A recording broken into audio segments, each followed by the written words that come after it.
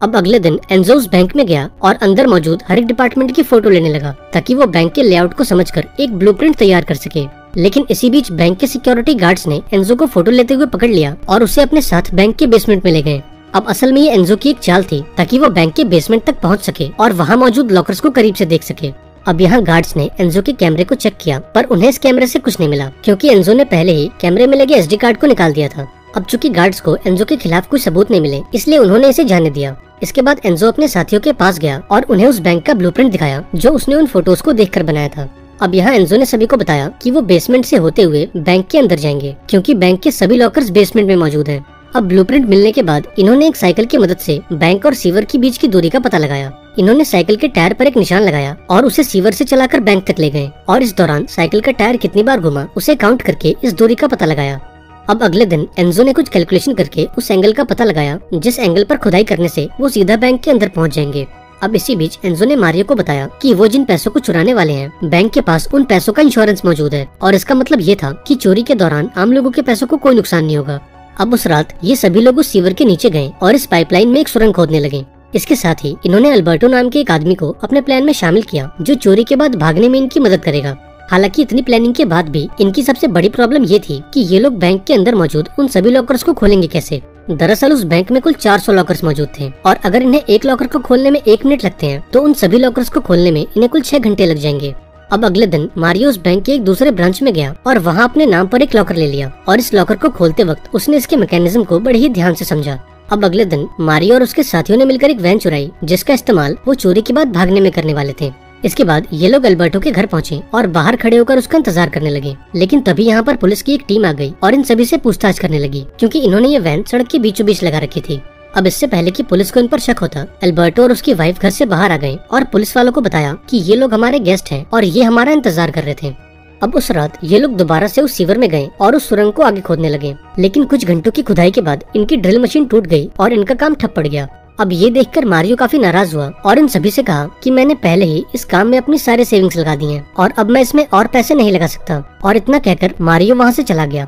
अब उस रात जब एंजो अपनी गर्लफ्रेंड के साथ था तब बातों बातों में ही एंजो के दिमाग में एक आइडिया आया।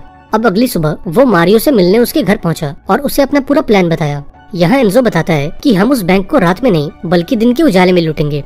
दरअसल एंजो का प्लान ये था कि वो मेन गेट से होते हुए दिन दहाड़े बैंक के अंदर जाएंगे जिससे बैंक स्टाफ और पुलिस को ये लगेगा कि ये सिर्फ एक मामूली चोरी है और जब पुलिस वाले बैंक के बाहर इनका इंतजार करेंगे तब ये लोग सुरंग से होते हुए बैंक से बाहर आ जाएंगे और जब तक पुलिस को उस सुरंग का पता लगेगा ये लोग काफी दूर निकल चुके होंगे। अब मारियो को भी एंजो का प्लान काफी पसंद आया और उसने इस पर अमल करने का फैसला किया।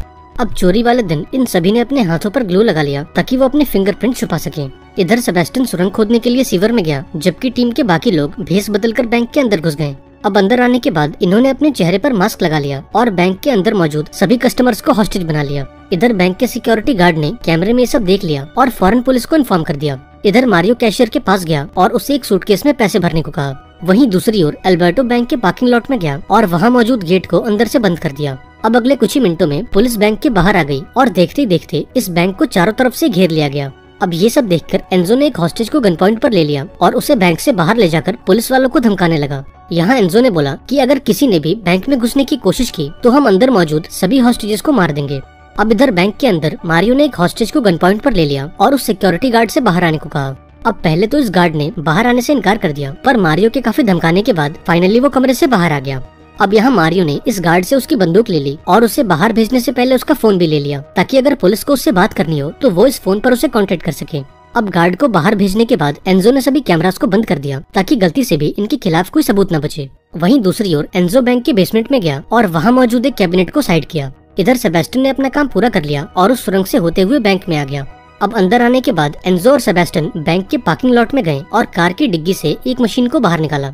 इसके बाद ये लोग लॉकर रूम में पहुंचे और इस मशीन को असेंबल किया। दरअसल सेबेस्टियन जो कि एक सिविल इंजीनियर है उसने एक ऐसी मशीन बनाई थी जो इन लॉकर्स को केवल 7 सेकंड्स में खोल सकती थी। अब टीम के सभी लोगों ने अपनी घड़ी में एक टाइमर लगाया और इधर एंजो और सेबेस्टियन इन लॉकर्स को तोड़ने में लग गए। अब इसी बीच मारियो को पता चला कि पुलिस वाले बैंक की छत पर आ चुके हैं। अब यहाँ मारियो ने फौरन उस पुलिस वाले को फोन किया जो इस मिशन को लीड कर रहा था। यहाँ मारियो ने उसे धमकी दी कि अगर उसने अपने लोगों को बिल्डिंग से नीचे नहीं उतारा तो वो अंदर मौजूद सभी हॉस्टेजेस को मार देंगे। अब ना चाहते हुए भी कैप्टन ने मारियो की बात मान ली, लेकिन फिर भी उसने सामने वाली बिल्डिंग पर 2 स्नाइपर्स को तैनात कर दिया ताकि मौका मिलते ही वो इन चोरों को शूट कर सके।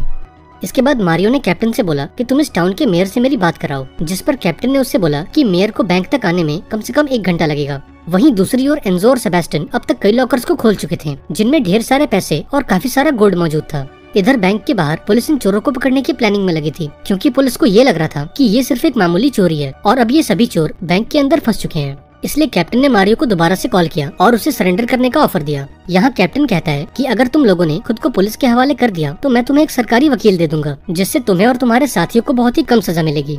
हालांकि मारियो ने इस ऑफर को एक्सेप्ट नहीं किया और सोचने के लिए थोड़ा टाइम मांगा। वहीं दूसरी ओर हम एक बूढ़ी औरत को देखते हैं जिसका जन्मदिन है। अब जब मारियो को ये बात पता लगी तो उसने इस औरत को एक चॉकलेट दिया और बर्थडे गिफ्ट के तौर पर उसे बैंक से बाहर भेज दिया। अब थोड़ी देर बाद मेयर बैंक के बाहर आ गया और जब पुलिस ने मारियो की मेयर से बात कराई तो वो उसे गंदी गंदी गालियां देने लगा। इसके बाद मारियो ने कैप्टन से बोला कि अब मुझे किसी मिनिस्टर से नहीं बल्कि अपने वकील से बात करनी है।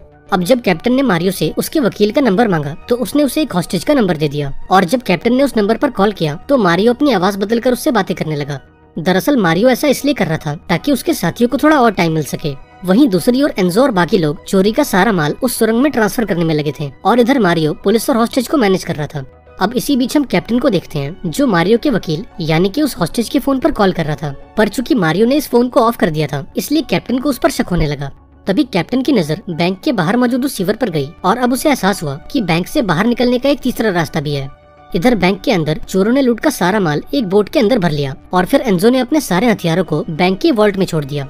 अब यहाँ ये खुलासा होता है कि असल में ये सारे हथियार नकली हैं, क्योंकि एंजो किसी को भी नुकसान नहीं पहुँचाना चाहता था। अब इसके बाद मारियो ने सभी हॉस्टेजेस को बैंक के फर्स्ट फ्लोर पे लॉक कर दिया और फिर एंजो के साथ यहाँ से निकलने लगा। इधर जब हॉस्टेजेस को चोरों के यहाँ से जाने का एहसास हुआ तो उन्होंने फटाफट से अपने फोन उठाए और बाहर मौजूद अपने फैमिली मेंबर्स को कॉल करने लगे। अब जब कैप्टन को पूरी बात समझ आई तो उसने एक टीम को बैंक के मेन गेट से अंदर भेजा और एक दूसरी टीम को उस सीवर के रास्ते से जाने को कहा। वहीं दूसरी ओर हम मारियो को देखते हैं जिसने एंजो के साथ मिलकर खुदाई के सारे सबूत मिटाए और फटाफट से अपने साथियों के पास आ गया। अब यहाँ ये कहानी फ्लैशबैक में जाती है जहाँ एंजो और उसके साथी इस चोरी की प्लानिंग कर रहे थे।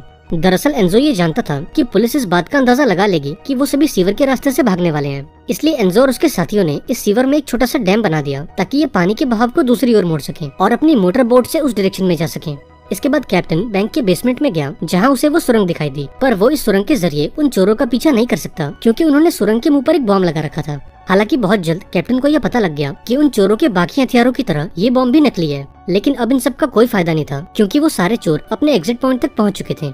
अब यहाँ एंजो और उसके बाकी साथी सीवर से होते हुए वैन में घुसे और फिर सेबेस्टियन ने चोरी का सारा माल ऊपर पहुँचाया। इसके बाद सेबेस्टियन भी ऊपर आ गया और फिर ये लोग यहाँ से निकल गए और कुछ इस तरह से चोरों के एक मामूली ग्रुप ने सरकार और पुलिस को बेवकूफ बनाकर कुल $30 मिलियन लूट लिए।